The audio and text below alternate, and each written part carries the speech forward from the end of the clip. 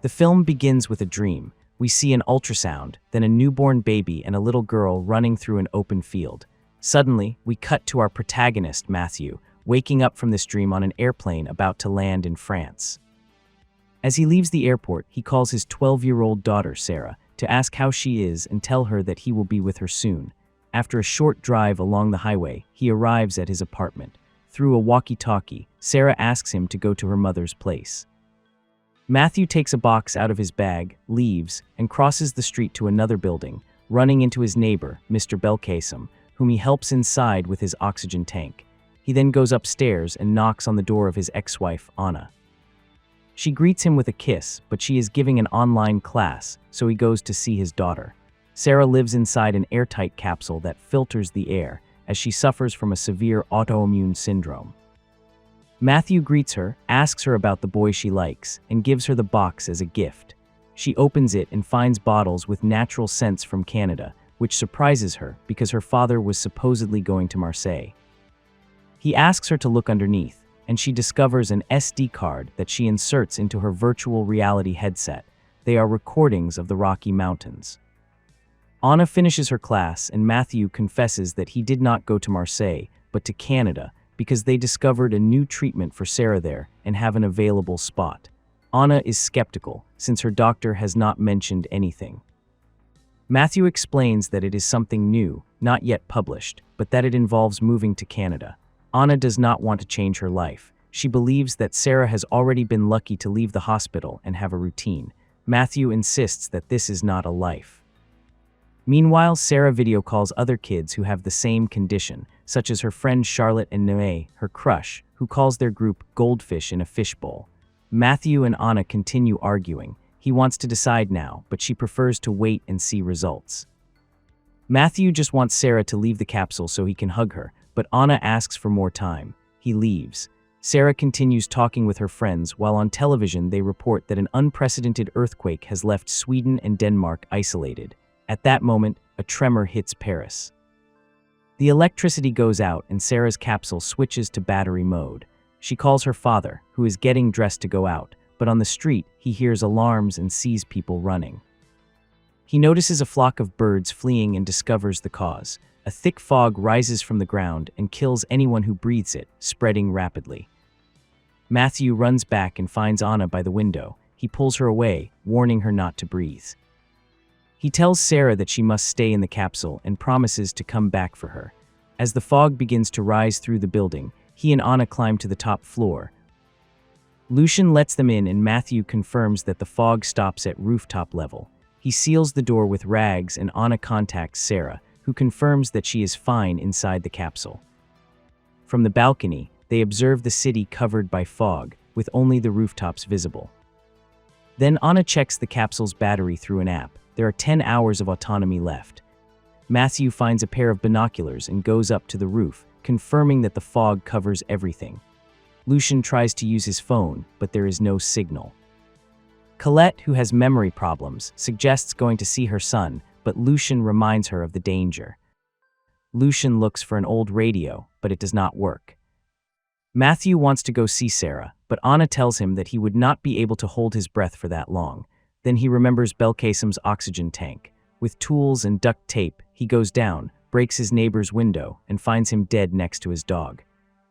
He gets the tank, rescues an orphan puppy, and goes up to see Sarah. He brings her food, batteries, and a battery replacement for the capsule, asking her to ration the supplies. In the street, he sees bodies everywhere. He hears a whistle and finds soldiers with survivors, all wearing masks. They tell him they are taking people to Montmartre, a high area without fog, but they do not know its origin or extent. They give him a mask and, at his request, another one for his family. Back inside, he informs the others that they will have to spend the night there. He offers Anna to go see Sarah, but she prefers to save the oxygen. That night, Matthew marks the level of the fog on the wall, which is rising. Anna, unable to sleep, goes to see her daughter and changes another battery. The next morning, she manages to repair the radio, but it only broadcasts a repetitive emergency message. Then they hear explosions. Riots have begun in Montmartre. Anna suggests going to Charlotte's house on a hill and sharing her capsule. To move Sarah, they will need a special suit stored in a Paris laboratory. Anna offers to go, and Matthew decides to go with her. Before going to the laboratory, Matthew and Anna stop by to see Sarah to tell her the plan and leave her the walkie-talkie with Lucian. Sarah asks them, if they can, to check on Noé, who lives nearby. When they arrive at his building, an aggressive dog forces them to flee, and in the confusion, they get separated. Matthew falls into the Seine River while Anna hides behind a car. The dog chases her again, but gets tied to a suitcase, allowing her to escape. She looks for Matthew on the bridge, but does not see him and continues on her way. Matthew manages to get out of the river by some stairs. While Anna checks a map, he changes clothes using garments from a corpse and finds a protective suit in an overturned van. When Anna arrives at the laboratory, she sees Matthew approaching. They embrace and go inside. Meanwhile, Sarah plays Battleship with Lucian, who cheats. In the laboratory, Matthew and Anna find corpses and a small fire, but they manage to find a suitcase with the suit. On their way out, the burning room explodes, and Matthew is engulfed in flames. Anna puts out the fire with a fire extinguisher and discovers that his oxygen has been lost due to a broken hose. She shares hers while they look for a room free of fog. There, she sees that Matthew has a serious burn and treats it with a first aid kit. They realize that the remaining oxygen is not enough for both of them. Matthew tells Anna to go on her own, that he will find another way, such as across the rooftops. She does not want to, but he insists, reminding her that Sarah needs her. They say goodbye with a kiss and separate. Anna runs through the streets with the suitcase, but the oxygen runs out and she has to remove her mask before reaching the building. She holds her breath until she gets inside, where she discovers that the suitcase is damaged and its contents are unusable. Meanwhile, Matthew finds supplies and a rope on a rooftop, which he uses to descend into a parking garage.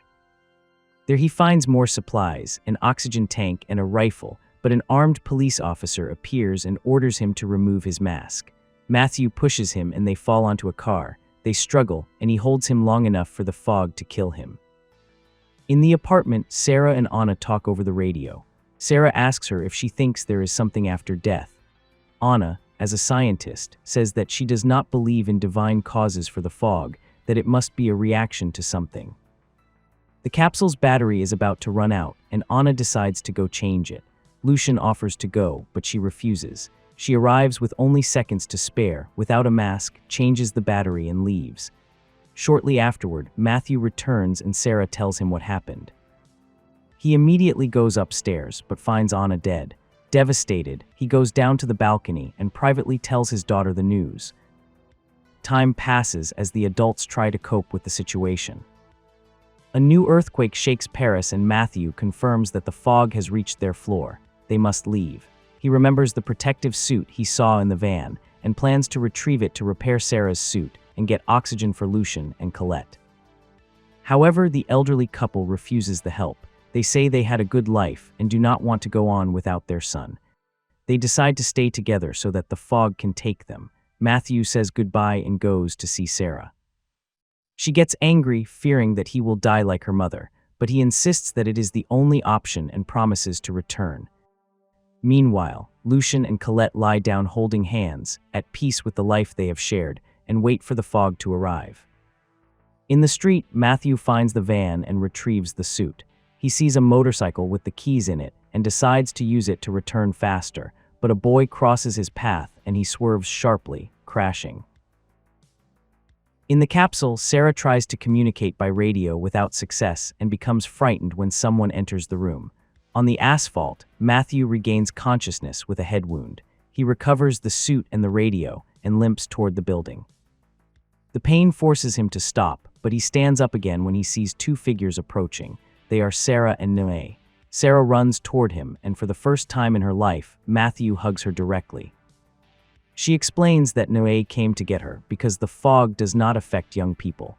Happy, Matthew removes his mask for a moment to kiss her on the forehead and tell her that she is finally free. In the final dreamlike scene, Sarah runs through the field with Noé and other friends. Then we see that time has passed. Now Matthew lives inside the capsule, and it is Sarah who takes care of him and communicates through the walkie-talkie. Their roles have been reversed.